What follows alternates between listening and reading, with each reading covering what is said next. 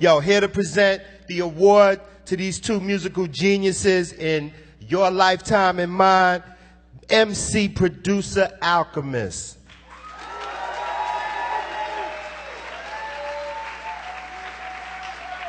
Yeah. What's up, y'all? So check it out, right? First of all, I just want to say, you know, this is a huge honor for me to be up here on this stage right here with all these legends, pioneers, and greats in the hip-hop game. You know, like, I consider myself still a student, you know, and it's like I'm still to this day a student in the backstage, you know, hanging out, hearing all the stories about when rap was in its infancy. And, you know, I mean, this right here is priceless. You know, I just want to say that, first of all. You know what I'm saying? You know what I mean? And, you know, being that we're at Berkeley School of Music, I'm sure in the crowd it's a lot of up-and-coming artists, rappers, DJs, producers, etc. And I know you all know about the importance of being inspired and the inspiration. I mean, if we're creative, we all get our inspiration from somewhere. You know what I mean? And, you know, this person I'm about to talk about right now was definitely my #1 inspiration in my entire career. I mean, of course, I was inspired by a lot of producers, but it was something about this man's sound that just captivated me. Like, you know, the way that his samples would be chopped and the way they would cut off at the snare and the way the drums would come in banging and the bass line would just fit in, you know, in between the music and the drums. It was incredible.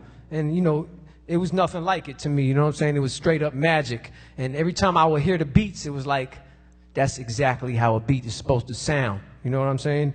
And, you know, like, not to mention the scratch technique and the DJing style that would eventually, you know, become the trademark of this man.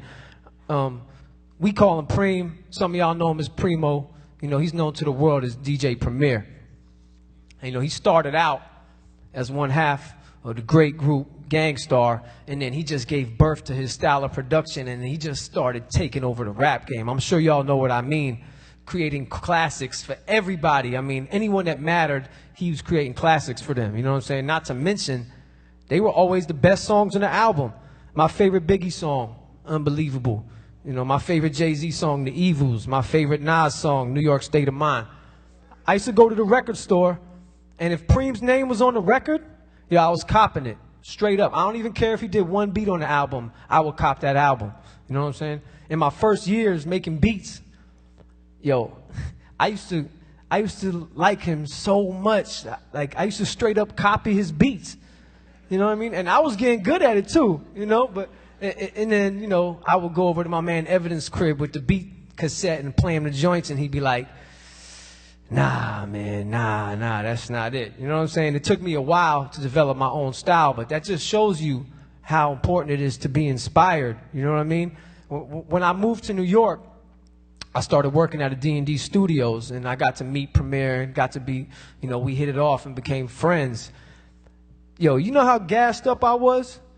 Like, you know, like, I mean, the only way I can explain it to somebody who doesn't understand is like, I always use like the movie business. Okay, let's say I was in the movie business and I was trying to be an actor. This was like hanging out with Al Pacino or Robert De Niro. You know what I'm saying? This was the greatest to me. You know what I'm saying? I remember going to the studio. You know, I come into the room at D&D in Preem's room, and, you know, he'd be in there, the beat would be playing, he'd be doing his bop. You know, he always have his back to you. He'd be at the board, you know, and I used to come into the room, and like when they was doing Moment of Truth, and I'd come in there, I can't even explain it. Like the sound coming out of those speakers, man, it just grounded me. It like made me go home. You got to go home right now. You're grounded. You can't even hang out. You got to go home and make some fire. You know what I'm saying? And that's how much it had an impact on me. I mean, this man is definitely one of the greatest of all time, straight up a living legend, and, you know, not to mention one of my best friends. You know what I'm saying? It's definitely my honor to present this award to the great DJ Premier.